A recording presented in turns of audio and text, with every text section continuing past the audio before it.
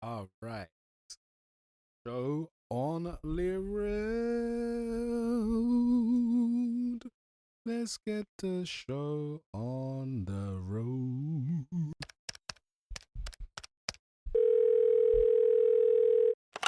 0800 Yo fam, what's good, what's poppin'? Khalid here with another episode of Whatever In It. Yo fam, what's good, what's poppin'? Yo fam, what's good, what's poppin'? 0800 yo fam, whatever in it? Yo fam, what's good, what's poppin'? Yo fam, what's good, what's poppin'? 0800 yo fam, whatever in it? Yo, what's poppin'? Wagwan. 0800 Yo fam, what's good, what's poppin'? I'm Khalid Omari and welcome to episode 79. 9. So nearly on 80 episodes. When I get to 85 episodes, do you know what? Just because it commemorates my year of birth, might do a special episode to commemorate the fact that I've reached 85 episodes. And then 150 episodes after that. So, 0800 Yo fam, what's good, what's poppin'? Yo, listen, I'm not going to pretend sorry, because I've batted the mic. But the big, dirty, stinking conversation that's been taking place over the longest while is, say, cost of living. Prices are going up for energy, for food, for loads of different things, for clothes, for technology. You know what I'm saying? Import taxes are a mad thing. Flights are a mad thing. Like, they can't find staff to fly the planes or unload the baggage. You know what I'm saying? Everything is scarce. UK is looking a bit ghetto-ish with a lot of stuff. You know what I'm saying? Like, more and more people need help. More and more of us are wondering, wagwan, for, you know, why can't we live in a very equitable society? Why is nothing fair anymore? Why do the people at the top of the totem pole take advantage of us at the bottom? Why do our elected officials not kind of work in our best favor? Why are there wars going on? Why are we funding the wars? Loads of questions, loads of things like that, right? And I found myself not watching the news because I don't like to read newspapers or watch the news because I don't like my mind to be tainted. But the energy was the topic of the conversation throughout the summer, and then I started watching the news because when I get dressed in the morning, I like to see the time whilst I'm getting dressed. I know I could just have a clock that displays the time, or I can keep asking the voice assistant on my phone that shall not be named, because it would mess up the recording. I could ask them for the time, but I won't. But anyway, so for about probably 4 to 6 weeks, I'm worried, you get me? I'm like, yo, wagwan for the energy bill when it comes back, is it going to be high? I didn't know what to expect. So boom, I think me and my partner was chilling and I've checked my emails or randomly just gone into the British Gas app and they slapped £100 or so on top of the direct debit each month, yeah, as a result of these increases. And I was like, Bumba Clark, like, that's a lot, man. How they taking man for a bit of a dickhead. So it's like that was the first thought, and I didn't want to get frustrated about it, but then I really broke it down and thought to myself, rah, in the same token, I could be mad about this, but knowing what the pattern is for our energy use, yeah, I could be like, alright, let's see how the next 6 months go along. You know what I'm saying? But I switched my mindset. I really sat and thought about the amount that's being asked of me from the energy company and thinking, rah, at the same time that I am pissed that it's gone up, I had to switch my mindset into one that is optimistic and thankful. And the reason why it's switching to a mindset of being thankful, because in that moment, yeah, I gave all praise to Allah and I was thankful because man is in a situation where, you know, I might have to tighten my belt a bit, but it's not going to be pulling my hair out levels. You know what I'm saying? So in that moment where I was upset and pissed of paying extra, man gave thanks because I'm blessed, yeah, enough to kind of feel like it's achievable for me to meet that level of expectation with the rise in the energy cost. I'm thankful that I'm in a loving, caring relationship, that we move like business partners financially, and our household bills and everything is set up in a way that we can shoulder a little bit extra until they sort out this crisis. It might mean, say, a lot less luxuries or frivolous luxuries like your Just Eat, your Deliveroos, the croissant when you go and Pret and get something, or a little chocolate bar outside of the packed lunch. It might mean man has to bring in the packed lunch every day or do cup of soup. But I'm incredibly blessed to be in a situation where it fair enough, it's a lot of peas, it's a lot of extra peas each month, but man can make it happen. And that was the turning point. You know what I'm saying? That was the turning point. That I shouldn't allow the tyrannical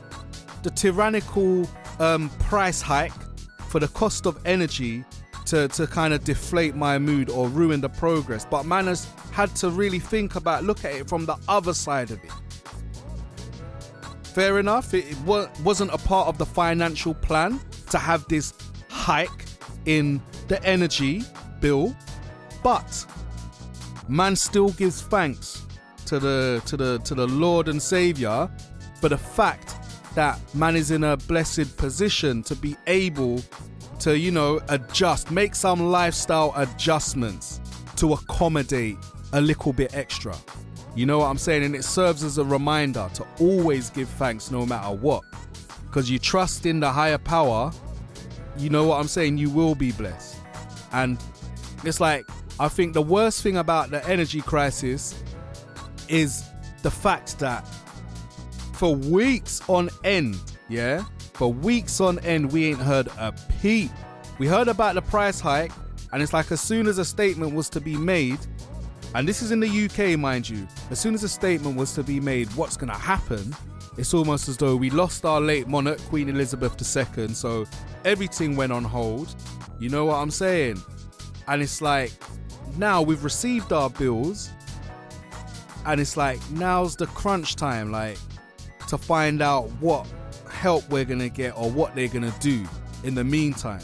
And I think there's a meme going around or a tweet or something that is like, I'm fed up of living in unprecedented times. And it's absolute facts. You know what I'm saying? Absolute facts. Like, inflation is a mad thing. You know what I'm saying? But said way, man have to give thanks that man got a roof over my head. You know what I'm saying? My loved ones are good. You know what I'm saying? Like, and I just hope and pray that the powers that be are doing something about it. You know what I'm saying? And to add on top, or to add on to the instability in these unprecedented times, is that we've got a new government, new ministers, new cabinet, etc. And it's like, I really hope that these, let's call them elected representatives that I didn't vote for, I really hope that we as the people are who they're looking out for. Because it's not just the people, it's the small to medium sized businesses, it's the families, it's the workers. You know what I'm saying?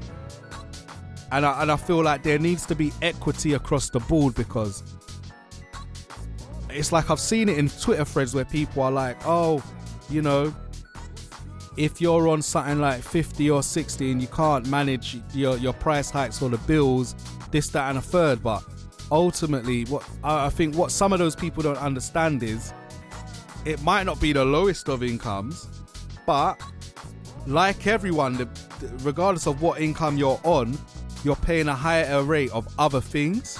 You know what I'm saying? So it's like we're all in this together, so there shouldn't be no division. I just hope that there's an equitable solution where everyone gets help, because we all put into this system, and you know what I'm saying? A lot of us can't reap the benefits of such.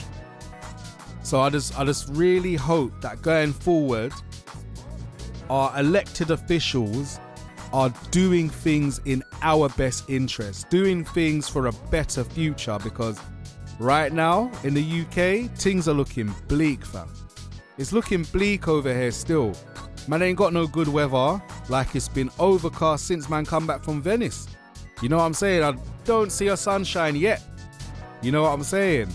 There's the inflation, there's the cost of living going up, there's energy prices going up, appointment times and wait times for certain procedures going up.